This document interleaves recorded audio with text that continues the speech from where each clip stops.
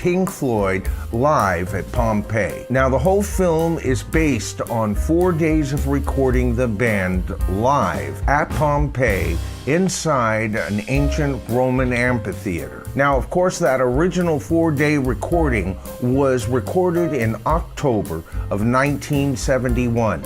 It would be in 1972 that the director released the film as just a performance piece and was a bit unhappy with the final product. Meeting with a member of the band, he suggested that he film the band at Abbey Road Studios, supposedly working on their latest album, Dark Side of the Moon. He felt that this included footage would make the film appear to be more up to date. With a bit more additional interview footage, the film was complete. Now, by the time it was released in 1974 here in the United States, and to some critics already appeared dated just because the film included material prior to Dark Side of the Moon. But I gotta tell you, this film represents Pink Floyd in a way that no other performance footage quite does. Some of the material included in this performance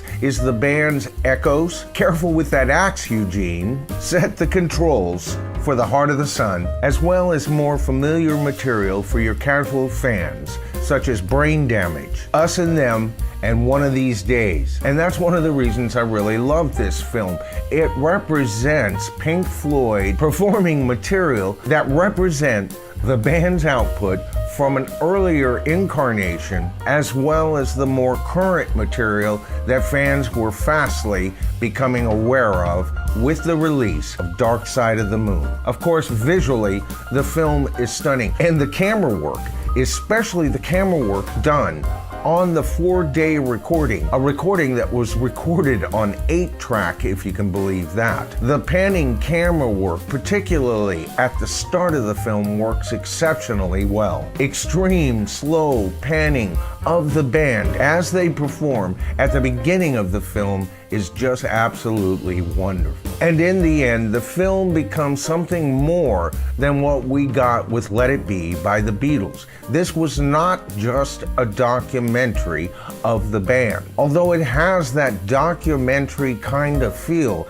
this film is much more cinematic than what we got with the Beatles' Let It Be, even though both of these films were basically released as rock documentaries. Of course, my copy includes the original theatrical release as well as a new director's release. And I've got to tell you, I'll take the original theatrical release. The director's release is just a little bit too artsy for me, but I'll tell you one thing, take a look at it. It's worth at least one view, but the theatrical release is perfect in my opinion. And you know, I really have to say this, out of all the so-called rock documentary type of films that were released and so popular during this time, this is my very favorite. The music is wonderful, the band looks great, and if you're a Pink Floyd fan, this film is an essential watch.